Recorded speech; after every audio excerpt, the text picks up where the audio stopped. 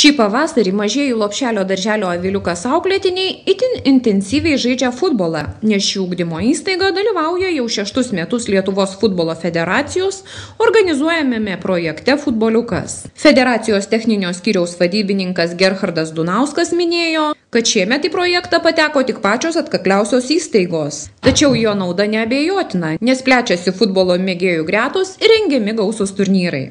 Šiemet mes turėjom 25 darželius, pageidaujančių buvo turbūt 4 kart daugiau, tai turbūt apie 100 buvo paraiškų.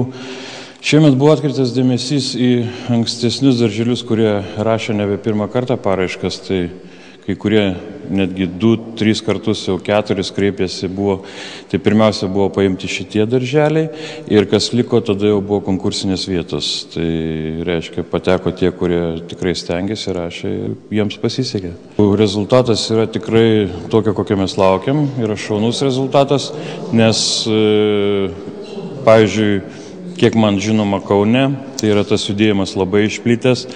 Yra rengiamos įvairios šventės praktiškai visoje Lietuvoje, visur, kur vyko jau futboliukas, yra rengiami turnyrai, vaikų skaičius nemažėja, kaip tik priešingai jisai didėja.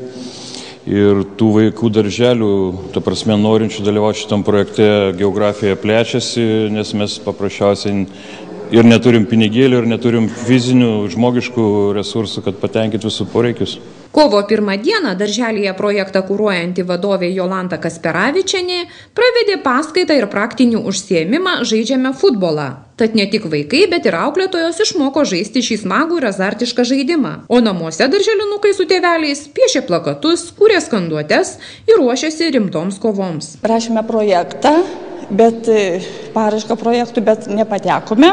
Šiemet rašėme, tai patekome, tai teko nuvykti į Kauną, į kursus, į seminarą ir gauti inventorius ir pamatyti, kaip žaisti futboliuką rimčiau ir dabar žaidžiame, vykdome jau 2 savaitės šį projektą. Projekte dalyvauja visas darželis. Nuo tėvų iki vaikų įjungti, kūrėm skanduotes, eilėraščius, piešiame.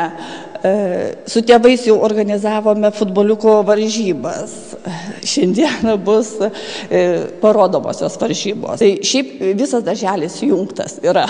Su pedagogais irgi žaidėme varžybas. Na, mes turbūt rajone esam bene 4, kurie į šį projektą įsijungiam.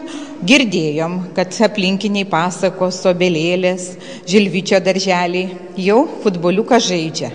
Na ir auklėtojos Jolantos Kasperavičienės iniciatyva ir aišku mūsų buvo didelis noras taip pat įsijungti į futboliuko projektą, kuris skatina vaikus sugrįžti į stadionus. Toks tikslas.